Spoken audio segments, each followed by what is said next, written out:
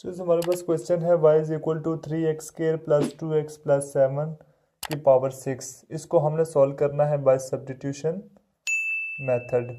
Substitution में हम क्या करते हैं कि लेट करते हैं, ये जो हमारे पास फंक्शन है इसको हम लेट कर देते हैं कि ये u के इक्वल है।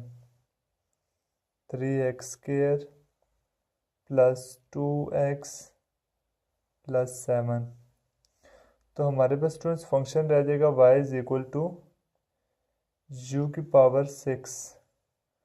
अब हमारे पास चेन रूल बन रहा है,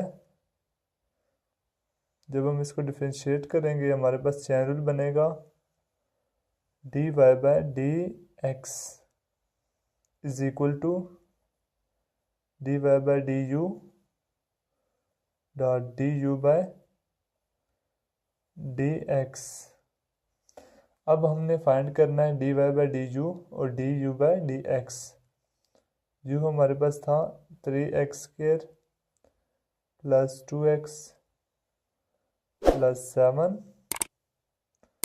डिफरेंशिएट करेंगे du बाय dx तो हमारे पास आ जाएगा 3 2 6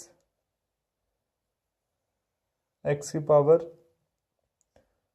1 रह जाएगी, क्योंकि ये वहाँ आ जाएगा हमारे पास 2 - 1 1 हो जाएगा, प्लस 2 x का डेरिवेटिव 1 और plus 0।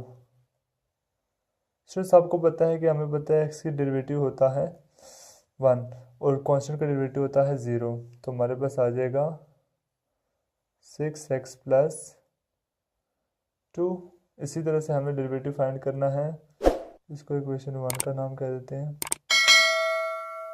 y is equal to u की पावर 6। जब इसको dy बाय du करेंगे तो हमारे पास आ जाएगा 6u की पावर 5। यहाँ पे पावर रूल लगाया हमने। अब स्टूडेंट्स ये दोनों फंक्शन हम पुट करेंगे फ्रॉम 1, मतलब कि पुट इन 1, तो फ्रॉम 1 हम देख सकते हैं कि 1 से dy by dx is equal to, यहाँ पे हमारे पास आएगा du by dx, sorry y by u